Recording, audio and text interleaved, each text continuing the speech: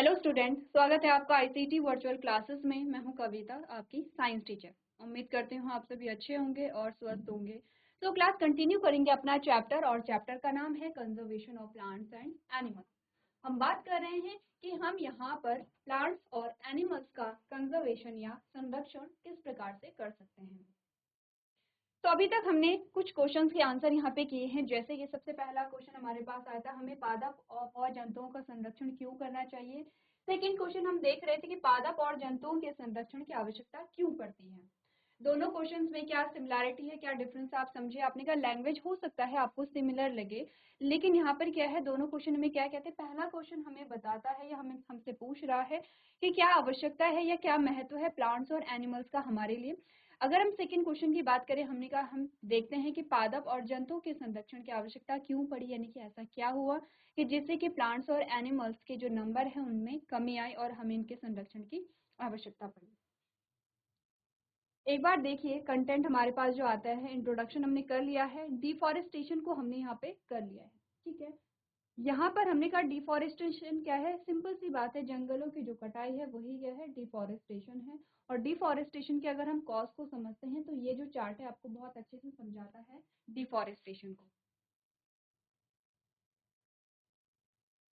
तो आपने देखा डिफॉरेस्टेशन के दो रीजन हमारे पास आते हैं, मैन मेड और नेचुरल। ठीक है, अगर आप दोनों को देखेंगे तो मैन मेड में आपके पास ये सारे जो पॉइंट्स हैं आपके, वो सारे मैन मेड में आते हैं। और अगर हम देखें नेचुरल में, तो आपने का फॉरेस्ट फायर हो गई है या फिर जो सूखा पड़ता है वो हो गया है, ये आता है नेचुरल में। हम कह सकते हैं कि मेनली जो यहाँ पर जंगलों की कटाई हो रही है वो हो रही है मनुष्यों के कारण, क्योंकि ये बहुत रेयर है कि कहीं पे 2-3 सालों तक वर्षा नहीं हुई, या फिर बहुत रेयर है कि जो जंगल की आग है वो खुद ब खुद लग जाती है। अगर जंगल में आग लगती तो वहां पे कहीं ना कहीं उसके लिए रीजन भी क्या होते हैं, ह्यूमंस होते हैं। तो हमने कहा कि जो मेजर कॉज है यहाँ पर वो क्या होते हैं, मैन मेड जो एक्टिविटीज हैं वो होती हैं। अब क्या हुआ, जब जंगलों की कटाई हुई तो आपने कहा कि पॉल्यूशन बढ़ा, ठीक है, टेम्परेचर बढ़ा, कार्बन डाइऑक्साइड बढ़ी। यहाँ पर आपने कहा कि जो वर्षा थी, वर्षा में क्या आई, कमी आई। वर्षा में कमी आई तो आपने कहा जो ग्राउंड वाटर है उसमें कमी आई। ठीक है, आपने कहा सॉइल की जो फर्टिलिटी थी वो कम हुई। और यहाँ पर जो नेचुरल फिनोमिना है जो कि क्या करते हैं यहाँ पर, जिनका हमारे पे नकारात्मक प्रभाव देखने को मिलता है, जैसे कि सूखा पड़ना या बाढ़, हमें ये सब चीजें देखने को मिली जब जंगलों की कटाई हुई। तो ये तो हमने डिफॉरेस्टेशन के बारे में पढ़ा है। तो आपको दोनों क्वेश्चन के आंसर मिल गए हैं। पहले क्वेश्चन में हमने बात की यहाँ पर कि क्या महत्व है प्लांट्स और एनिमल्स का, जिसमें हमने कहा कि प्लांट से हमें क्या मिलता है, क्यों प्लांट्स हमारे लिए इम्पोर्टेंट है, एनिमल्स हमारे लिए क्यों इम्पोर्टेंट है। तो आपने कहा जो आपकी मूलभूत आवश्यकताएं हैं वो आपकी पूरी हो रही हैं प्लांट्स और एनिमल्स से। लेकिन हमने कहा ऐसा क्या हुआ कि जंतुओं के संरक्षण की आवश्यकता पड़ी। हमने कहा सबसे पहला जो हमने देखा वो देखा डिफॉरेस्टेशन है, जंगलों की कटाई। क्योंकि आप जंगल काट रहे हैं, आप पेड़ों को कम कर रहे हैं, तो आपने कहा कि जो एनिमल्स हैं, जो जंतु हैं, जिनका जो हैबिटाट है, जिनका आवास जंगल है, वो भी वहाँ पे समाप्त हो रहे हैं। और धीरे धीरे आप देख रहे हैं कि कई सारी स्पीशीज जो है वो विलुप्त हो चुके हैं। कई ऐसी हैं जो विलुप्त होने की कगार पे हैं, और कई ऐसे हैं कि जिनकी संख्या में लगातार कमी आ रही है। अब ये चीजें हम समझ गए हैं, हमारे पास एक नया टॉपिक आता है,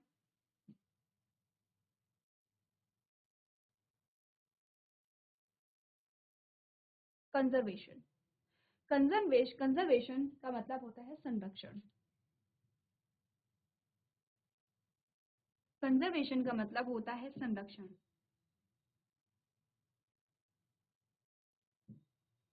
आपने कहा क्या मतलब हुआ कंजर्वेशन का। अब क्या हुआ देखिए, हमने कहा अगर जंगलों की ऐसे ही कटाई होती रहे, या फिर आपने कहा शिकार, अगर हम जंतु को देखें तो शिकार किया जाता है, जो आप बाघ देखते हैं, ठीक है, या आप हिरन देखते हैं। आपने कहा अगर ऐसे ही क्या किया गया, शिकार किया गया, या ऐसे ही जंगलों की कटाई की गई, तो आप देख रहे हैं कि धीरे धीरे यहाँ पर क्या है, जो हमारे पास जो वैरायटी है वो क्या हो रही है, कम हो रही है, खत्म हो रही है।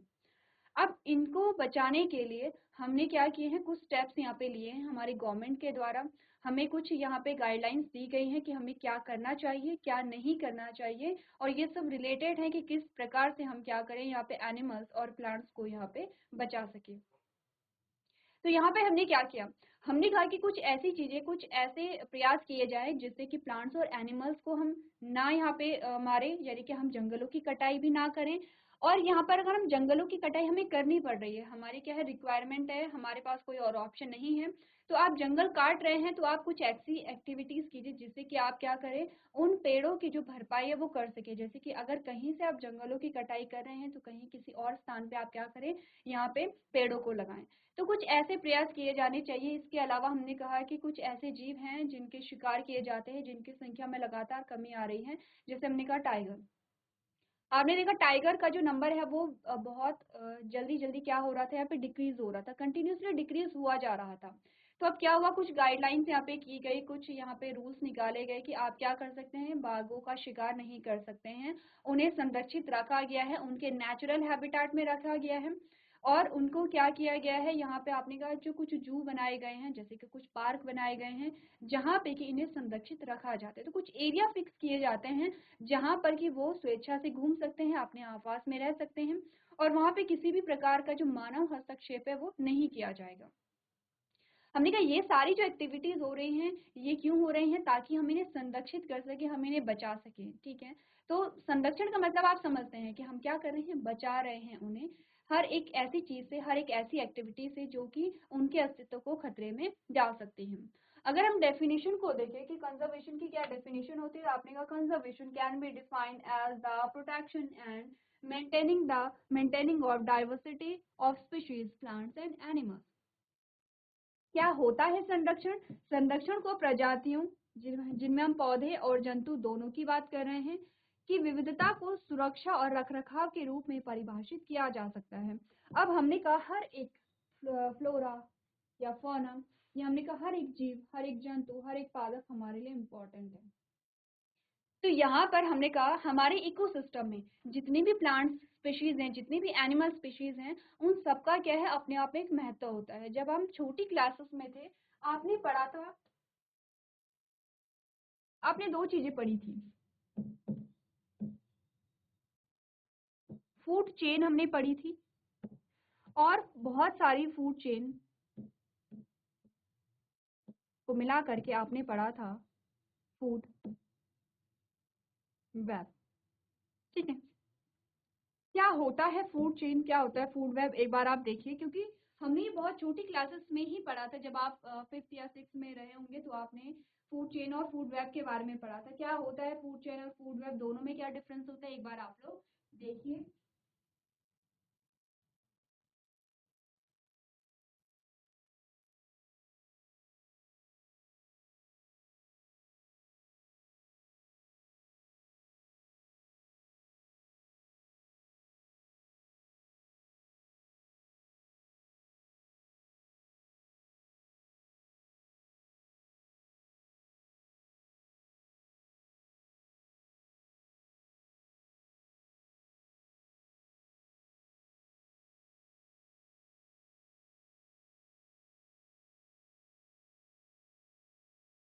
तो आपने अगर दोनों वर्ड्स को देखा होगा, फूड चेन में क्या होता है, हमने कहा कोई एक ऑर्गेनिज्म है, कोई एक जीव है।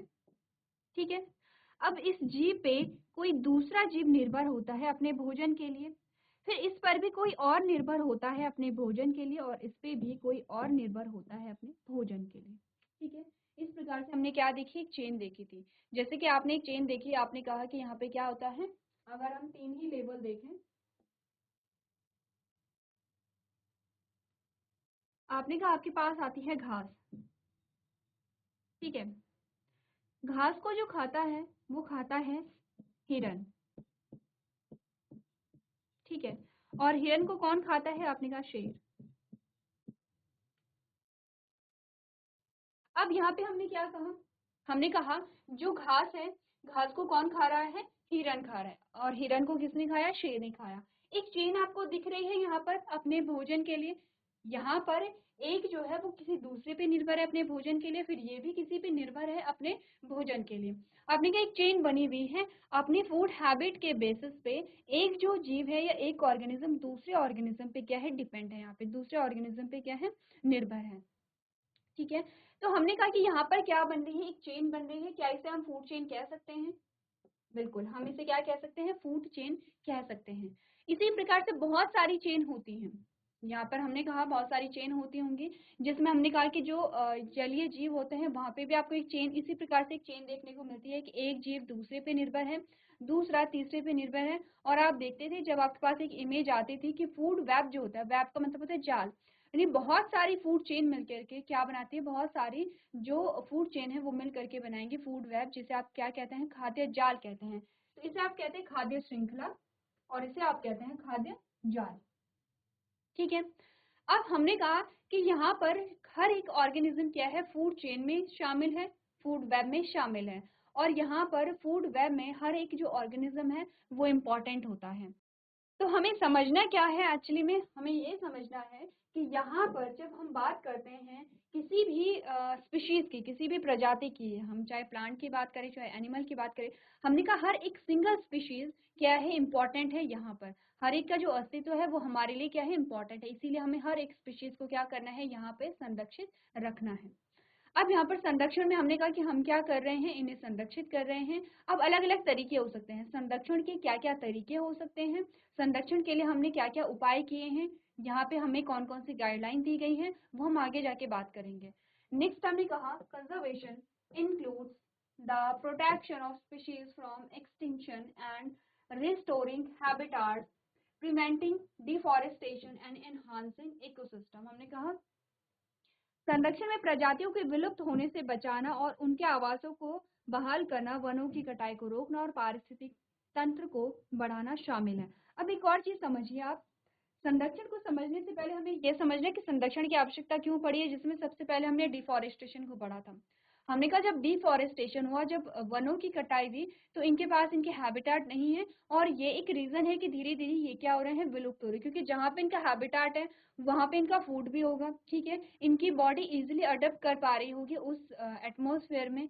अब क्योंकि वहां पे उनका हैबिटाट ही नहीं है, अगर ये माइग्रेट कर जाते हैं तो दो चीजें हो सकती हैं, या तो ये नए इन्वायरमेंट में खुद को अडेप्ट कर ले, खुद को ढाल लें, और अगर ये अपने आप को नहीं ढाल पाते हैं तो इनकी जो संख्या है वो कम होने लगती है, धीरे धीरे इनकी डेथ होने लगेगी, और आप देखेंगे कि इनकी संख्या में कमी आ जाएगी, हो सकता है कि ये विलुप्त हो जाए। तो यहाँ पर बहुत सारे रीजन हो सकते हैं, नेचुरल रीजन भी हो सकते हैं। यहाँ पर कोई अगर जो प्रजातियां अगर वो विलुप्त हो रही है, उनकी संख्या में कमी आ रही है, तो उसके नेचुरल रीजन भी हो सकते हैं और मैन मेड भी होते हैं। लेकिन अगर हम मुख्य रूप से देखें, विलुप्त होने का जो रीजन है वो है मैन मेड, जो भी हमारे इफेक्ट होते हैं, जो हमारी एक्टिविटीज होती हैं। जैसे हमने कहा पॉल्यूशन इतना बढ़ गया है, जैसे कि इनके हैबिटाट इनके पास नहीं रह गए हैं, जैसे कि इनका शिकार किया जा रहा है, जैसे कि हम अपनी मीट के लिए क्या करें, जंगलों की कटाई कर रहे हैं, हम अपने इंटरटेनमेंट के लिए क्या कर रहे हैं, शिकार कर रहे हैं यहाँ पर। तो ये सारी जो एक्टिविटीज हैं, ये एक रीजन है यहाँ पर कि जो ये स्पीशीज हैं इनकी संख्या में क्या हो रही है, कमी हो रही है। दूसरा हमने कहा इन्वायरमेंटल चेंजेस, अगर हम क्या करें, नेचुरल अगर हम देखें कि जो नेचुरल कॉज है वो होते हैं इन्वायरमेंटल चेंजेस। आप देख रहे हैं कि अगर आप देखें कुछ सालों में, अगर आप डेटा देखते हैं, अगर टेम्परेचर को हम एग्जाम्पल ले लें, तो आपने कहा टेम्परेचर में बहुत यहाँ पे क्या है, चेंज आया है। जब हम ग्लोबल वार्मिंग की बात कर रहे थे तब भी हमने कहा था कि क्या है, यहाँ पे जो अर्थ का जो टेम्परेचर है वो डे बाई डे बढ़ रहा है, धीरे धीरे आप देख रहे हैं कि उसमें क्या इंक्रीमेंट ही हो रहा है। अब यहाँ पर टेम्परेचर बढ़ा है तो और क्लाइमेटिक कंडीशन भी यहाँ पे चेंज हुई होंगी। जैसे कि आपने कहा कि यहाँ पे जो मॉइस्चर है, जैसे कि आपने कहा कि जो वर्षा दर है उसमें चेंजेस आए होंगे, जैसे कि आपने कहा जो सीजन है, सीजन में भी चेंजेस आए हैं, फ्लक्चुएशन हो रही है। तो जैसे जैसे यहाँ पर क्या है, चेंजेस आ रहे हैं, वैसे वैसे क्या है, जो ऑर्गेनिज्म है उन्हें अडेप्ट करना पड़ेगा। ठीक है, इन्वायरमेंट के अकॉर्डिंग उन्हें चेंज होना पड़ेगा, अपनी हैबिट्स को क्या करना पड़ेगा, उसी अनुसार उन्हें ढालना पड़ेगा। अगर जो ऑर्गेनिज्म है वो ये कर पाते हैं तो वो सरवाइव कर जाएंगे, अगर नहीं कर पाते हैं, अगर वो खुद को यहाँ पे नहीं ढाल पाते हैं, अडप्ट नहीं कर पाते हैं, तो आपने कहा कि वो फिर सरवाइव नहीं कर पा रहे हैं। तो ये भी एक रीजन है कि इनकी संख्या में क्या हो रही है, कमी आ रही है। लेकिन एक और चीज है कि हमने कहा ठीक है, यहाँ पर हमने कहा कि जो नेचुरल फिनोमेना है, या फिर हमने कहा कि जो यहाँ पे नेचुरल कॉज है इनके एलिमिनेशन का, वो जो नेचुरल कॉज बना है वो भी कहीं ना कहीं हमारी एक्टिविटीज के थ्रू ही बना है। जैसे अगर हमने टेम्परेचर के एग्जाम्पल लिया है तो हम समझते हैं कि टेम्परेचर क्यों इंक्रीज हो रहा है। आपने कहा एक तो प्लांट्स यहाँ पे है, प्लांट्स जो है, जो वनों की कटाई है वो एक सबसे बड़ा रीजन है। इसके अलावा आपने कहा पोल्यूशन, आप देख रहे हैं कि फैक्ट्री से निकलने वाला जो धुआं है, ठीक है, या फिर आपने कहा जो व्हीकल से निकलने वाला जो भी धुआं है, ये भी क्या कर रहा है, एयर पॉल्यूशन को कर रहा है। एयर पॉल्यूशन का सीधा सीधा मतलब है कार्बन डाइऑक्साइड की मात्रा भी बढ़ेगी, और कार्बन डाइऑक्साइड की मात्रा बढ़ी तो ये क्या करेगा, सीधे सीधे जो हमारी अर्थ है, पृथ्वी, उसका टेम्परेचर यहाँ पे बढ़ा रहा है। ठीक है, नेक्स्ट हमें कहा today a major threat to survival of mankind is deforestation. हमने कहा कि सबसे बड़ा जो हमारे पास कॉज आता है या सबसे बड़ा जो खतरा है वो है डिफॉरेस्टेशन। और आप जानते हैं कि ये क्या है, मैन मेड कॉज है, जो कि हम आगे पढ़ चुके हैं। ठीक है, हमने कहा कि यहाँ पे क्या है, डिफॉरेस्टेशन के क्या कॉज थे यहाँ पे और क्या इफेक्ट हमें देखने को मिले हैं, ये सारी चीजें हमने यहाँ पर देख ली हैं। एक बार आप देखिए कि कंजर्वेशन क्या होता है और कंजर्वेशन को बचाने के लिए हमें क्या करना चाहिए, ये क्या मेन कॉज है आज की डेट में यहाँ पर कि हमें कंजर्वेशन की आवश्यकता पड़ी है।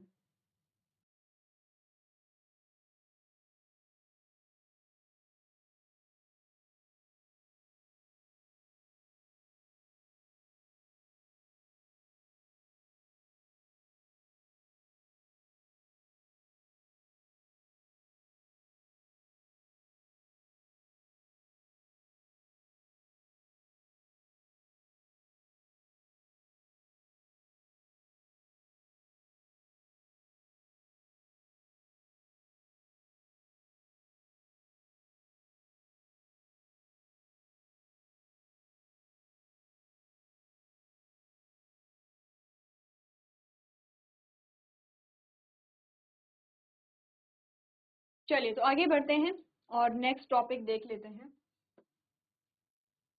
बात करते हैं बायोडाइवर्सिटी के बारे में। बायोडाइवर्सिटी जो है वो दो शब्दों से मिला है। ठीक है,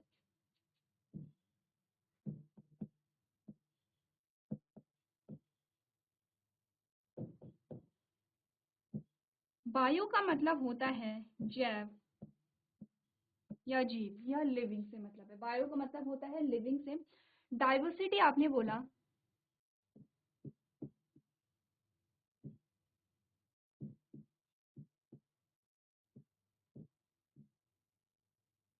विविधता। ठीक है, यहाँ पर हमने क्या बात की है, हमने कहा कि बायोडाइवर्सिटी जो है वो दो शब्दों से मिलकर बना है। बायो का मतलब होता है जैव, डाइवर्सिटी का मतलब है विविधता। विविधता का मतलब है वैरायटी। जैसे कि आपको अपने स्लाइड में इमेजेस दिख रही हैं और हम देख रहे हैं कि ये सारे क्या है, लिविंग हैं। ठीक है, प्लांट्स हो या एनिमल्स हो, अपने का फ्लावरिंग प्लांट्स है या नॉन फ्लावरिंग प्लांट्स है, या हम फंगस की बात कर रहे हैं, हम बर्ड्स की बात कर रहे हैं, हम फिशेस की बात कर रहे हैं, सारे ही क्या है, लिविंग हमारे पास आते हैं। तो हमारी अर्थ पे आपने देखा हर एक चीज जो है उसकी बहुत सारी वैरायटी हमारे पास आती है। जब आप यहाँ पर किंगडम सिस्टम को पढ़ते हैं और उसमें अगर आप प्लांट्स को ही लेते हैं तो आपने कहा प्लांट्स में आपके पास कुछ ऐसे आते हैं थैलोफाइटा, जो कैसे रहते हैं, वाटर में ही रहते हैं, जैसे कि शैवाल। ठीक है, जैसे कि शैवाल आ गए हैं। फिर आते हैं ब्रायोफाइटा। ब्रायोफाइटा में आपने कहा कि आपने देखे होंगे कि छोटे छोटे क्या होते हैं, वो पौधे होते हैं जिनमें अभी आप ये नहीं देख रहे हैं कि टिश्यू बन गए हैं, बहुत छोटे होते हैं। वही हमने कहा टेरिडोफाइट्स हमारे पास आते हैं कुछ इस प्रकार से। ठीक है, टाइडोफाइट्स कुछ इस प्रकार से दिखते हैं हमारे पास, जिसमें टिश्यू आ जाते हैं लेकिन अभी फूल नहीं आए हैं। ठीक है, फिर जिम्नोस्पर्म और एंजियोस्पर्म आते हैं, जो आपके क्या होते हैं, वेल डेवलप्ड प्लांट होते हैं, जिनमें आप फूल भी देखते हैं और बहुत सारी वैरायटी आपको यहाँ पे देखने को मिलती है। सेम वही हम एनिमल्स में भी देखते हैं कि हमें बहुत सारी वैरायटी देखने को मिल रही है। तो आपने कहा हमारे पास बहुत सारी क्या है, विविधताएं हैं, बहुत डाइवर्सिटी हमें देखने को मिलती है। और जैसे कि हमने पहले भी यहाँ पे क्या किया था, बोला था कि हर एक जीव की क्या है, अपनी एक इम्पोर्टेंस है। इसीलिए हमें क्या करना है, हर एक जीव, हर एक स्पीशीज को क्या करना है, यहाँ पे संरक्षित रखना है। तो आपने कहा वैरायटी या the variety of living organism like plants, animals and micro organism is called biodiversity. आपने कहा कि अलग अलग जो वैरायटी होती है आपके पास, जैसे कि हम जब कपड़े लेने जाते हैं या आप कभी भी मार्केट में कोई चीज लेने जाते हैं तो आप क्या कहते हैं, बहुत सारी वैरायटी आपके पास होती है, बहुत सारे ऑप्शंस आपके पास होते हैं। कुछ वैसा ही जो जीव होते हैं, जीवों में भी बहुत सारे क्या होते हैं, हमारे पास वैरायटी होती है। In other words it refers to the vast variety of life on earth. आपने कहा कि जो पृथ्वी पे जो जीवन है उसमें आपको बहुत सारी वैरायटी देखने को मिलती है। सिंपल सी चीज है, आप अपने आसपास अगर पौधों को देखते हैं तो आप देखते हैं कि आपको बहुत सारे पौधे मिल जाएंगे। अगर आप गिनती करेंगे तो हो सकता है कि उतनी आपको गिनती ना आए जितनी आपको क्या दिखेंगे, अलग अलग वैरायटी के आपको पेड़ पौधे दिखेंगे। ऑब्जर्व कीजिए कि छोटी घास से लेकर के बड़े पेड़ों तक आपको कितने अलग अलग प्रकार के पौधे दिखे हैं। कुछ वैसा ही क्या होता है जीवों में भी होता है। आपने कहा छोटे कीड़े मकोड़ों से लेकर के, बर्ड से लेकर के, जीव जंतुओं से लेकर के आपके पास कितनी वैरायटी यहाँ पर होती है। Any living things including plants, bacteria, animals and humans is included in the term biodiversity। तो बायोडाइवर्सिटी का सिंपल सा मतलब है जैव विविधता, यानी कि जीवन में विविधता। यानी कि जो लिविंग ऑर्गेनिज्म है, चाहे वो प्लांट्स हो, चाहे वो एनिमल्स हो, चाहे वो माइक्रोब हो, उनकी जो अलग अलग वैरायटी होती है उसी को हम क्या कहते हैं, बायोडाइवर्सिटी के नाम से जानते हैं। ठीक है, चलिए एक बार जो बायोडाइवर्सिटी है उसकी डेफिनेशन को आप लोग नोट कर देंगे।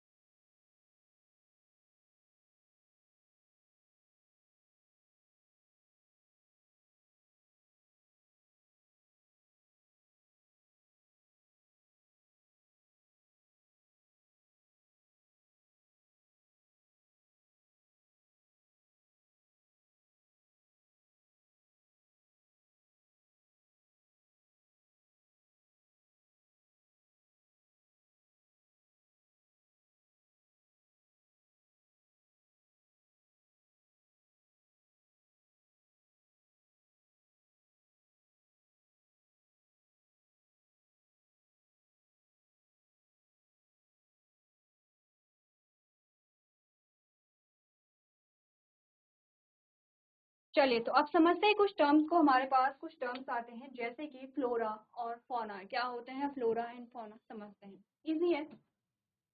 अब देखा, some plants and animals are found in particular areas. अब यहाँ पर जैसे हमने प्रीवियस लेक्चर में भी बात की थी कि क्या होता है कि कुछ ऐसे प्लांट्स होते हैं, कुछ ऐसे एनिमल्स होते हैं जो किसी विशिष्ट एरिया में ही रहते हैं। जैसे कि जिसे हमने कहा ये पूरा एरिया है, ठीक है, ये जंगल का पूरा एरिया है। कुछ ऐसे जीव होते हैं जो जंगल के सिर्फ इसी एरिया में पाए जाते हैं, ठीक है। इसके अलावा अगर आपने क्या किया, हम एग्जांपल ले लेते हैं पेड़ों का। कुछ ऐसे पौधे हैं जो सिर्फ यहीं आपको मिलते हैं। अब आपने क्या किया, यहाँ से आप सीड को लेकर के गए और आपने कहीं और इन्हें क्या किया, उगाने की कोशिश की, तो ये नहीं उग पाते हैं, ये ग्रो नहीं हो पाते हैं। क्यों? क्योंकि आपने कहा कि इन्हें चाहिए एक पर्टिकुलर क्लाइमेट, ठीक है, एक पर्टिकुलर एटमॉस्फेयर आपको चाहिए यहाँ पे। जैसे कि आपने कहा उनका जो टेम्परेचर है वो फिक्स होता होगा, जो न्यूट्रिएंट्स है वो फिक्स होते होंगे, जो सॉइल का टाइप है वो फिक्स होता होगा। यहाँ पर आपने कहा कि वर्षा की जो दर है वो फिक्स होती होगी। तो इन्हें एक विशिष्ट यहाँ पे जो क्लाइमेट कहिए, या फिर आपने कहा कि इन्हें क्या है, विशिष्ट जो स्थान है उसकी आवश्यकता होती है ग्रो होने के लिए। ये जो पौधे हैं सिर्फ यहीं पाए जाते हैं। ऐसे ही कुछ एनिमल्स भी हैं कि जो किसी पर्टिकुलर रीजन में पाए जाते हैं। जैसे पोलर बियर आपने देखा होगा। तो ये जो बियर होते हैं ये कहाँ पे पाए जाते हैं, जहाँ पे क्या है बहुत स्नोफॉल होता है, यानी कि आपने कहा कि वो स्नो में ही पाए जाएंगे। तो कुछ ऐसे जीव होते हैं या कुछ ऐसे प्लांट्स होते हैं जो क्या होते हैं किसी पर्टिकुलर एरिया में पाए जाते हैं। They may not exist in naturally in other location. आपने कहा अगर प्राकृतिक रूप से आपने उन्हें वहां पे क्या किया, कल्चर कराने की कोशिश की, आपने उन्हें ग्रो कराने की कोशिश की, तो वो वहां पे अच्छे से ग्रो नहीं होंगे। अगर हम नेचुरली वर्ड क्यों यहाँ पे दिया गया है, देखिए हो सकता है कि आपने क्या किया, एक ऐसा रीजन जिसमें आपने सारी जो क्लाइमेटिक कंडीशन थी वो इसी के जैसी थी, ठीक है, जैसे टेम्परेचर हो गया है, सॉइल का टाइप हो गया है, ठीक है, आपने कहा न्यूट्रिएंट्स हो गए हैं यहाँ पर, आपने कहा कि जो वर्षा की दर है वो हो गई है। अगर आपने यहाँ पर सेम क्लाइमेटिक कंडीशन को अप्लाई किया है तो यहाँ पर ये प्लांट्स ग्रो हो सकते हैं। लेकिन अगर हमने सिंपली क्या किया, इन्हें उठा करके कहीं और हमने उगाने की कोशिश की, तो ये ग्रो नहीं होंगे, क्योंकि वहाँ की जो क्लाइमेटिक कंडीशन है वो इनके जो हैबिटाट है, जो नेचुरल इनका हैबिटाट है, जो प्राकृतिक इनका आवास है, वहां से क्या होती है, भिन्न होती हैं। तो नेक्स्ट हमने कहा the plants that grow naturally in a specific area are refer to as flora of that area. हमने कहा कि प्लांट की बहुत स्पीशीज या प्लांट की वो वैरायटी जो किसी विशिष्ट स्थान पे ग्रो होती है वो उस स्थान की क्या कहलाती है? फ्लोरा कहलाती है। तो हम कह सकते हैं कि ये पौधा इस स्थान का क्या है? फ्लोरा है। तो फ्लोरा जो टर्म हम यूज करेंगे वो प्लांट्स के लिए यूज करेंगे, ठीक है। फ्लोरा का फ्लावर से क्या कर सकते हैं? कनेक्ट कर सकते हैं।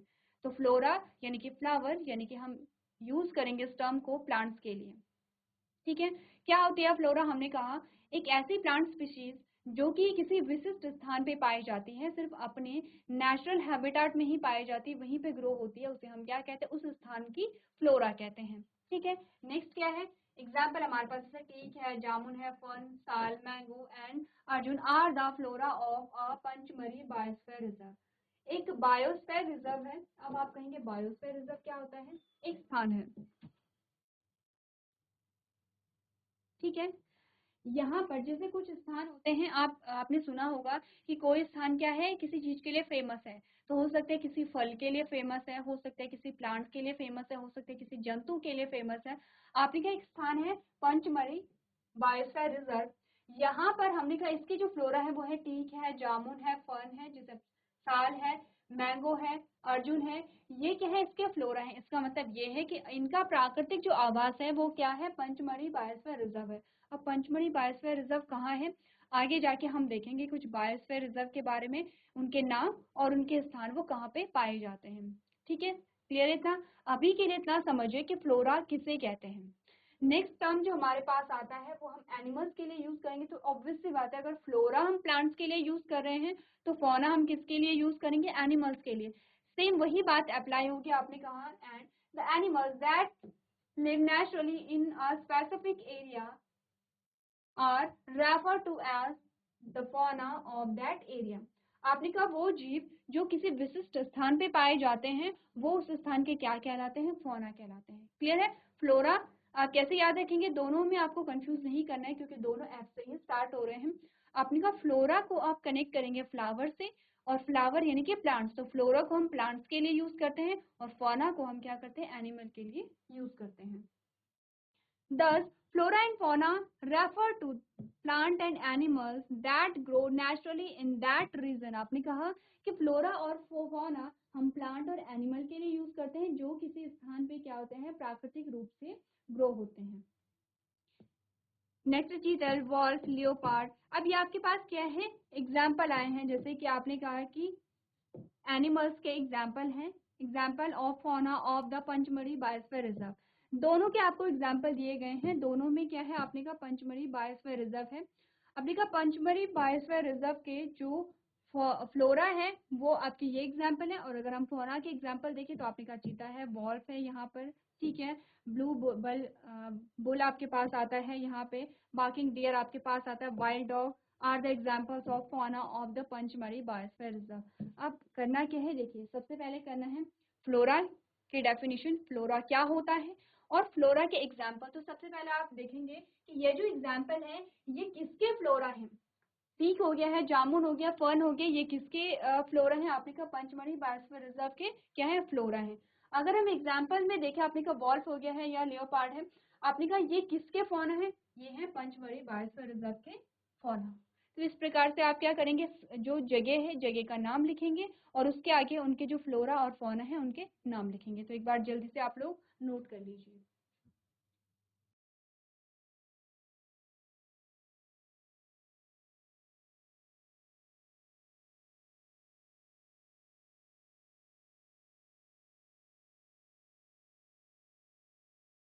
चलिए, तो यहाँ पर हमने बात की है फ्लोरा एंड फौना के बारे में, यानी कि वनस्पति और जीव के बारे में हमने यहाँ पे बात की। नेक्स्ट हमारा आएगा difference between flora and fauna.